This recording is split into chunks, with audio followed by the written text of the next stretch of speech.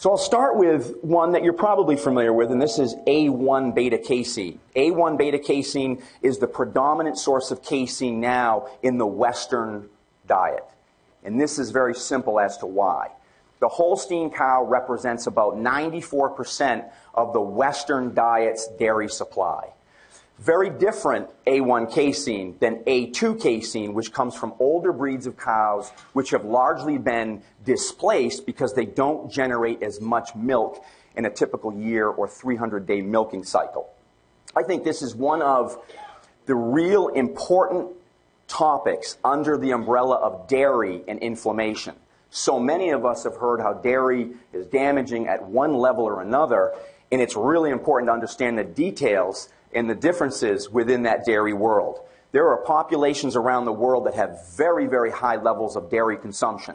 Whether you're looking in pockets of Africa where people do not have lactose intolerance, whether you're looking in areas of India where people rely very heavily on milk for a major percentage of their protein or calories, when you look in these areas, you find that you have very robust levels of health, but the common denominator is that the milk is not sourced from a Holstein cow. In India, it may be from a Brahma cow. In Africa, it may be from a red pole. It may be from a different variety of cow that does not produce A1 casein. By the way, goats and sheep also produce only A2 casein, so they're also should not be lumped in with that inflammatory casein family. But they really only differ in one amino acid, which is fascinating, and that's the proline and histidine difference.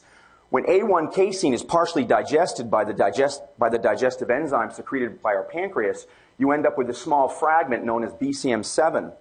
And this has been implicated in a large number of autoimmune type reactions that people have, autism, a variety of health conditions. And the governments of New Zealand and Australia have really done a remarkable job of separating this. And it's led to the development of A2 milk. Maybe some of you have seen that in the last couple of years. It's now for sale in California and Colorado. Because the research is very clear. A1 casein is the risk factor with dairy, not A2 casein. I'll try to leave time for questions at the end of this. If we take a look at the research by Mohammed Reis, it's really fascinating. When you take a look at two particular markers of intestinal inflammation, what you see is that with A2 milk, there is no spike in myeloperoxidase. There is no spike in interleukin-4. But by the time you get to something that's half A1 and half A2, you've got a significant increase. And once it's all A1, which is, again, a typical Holstein milk product, you have inflammation levels that are 2 and sometimes almost 3 times higher than what you get with the control group or the A2 milk. So very significant differences based on that tiny amino acid difference between A1 and A2 casein.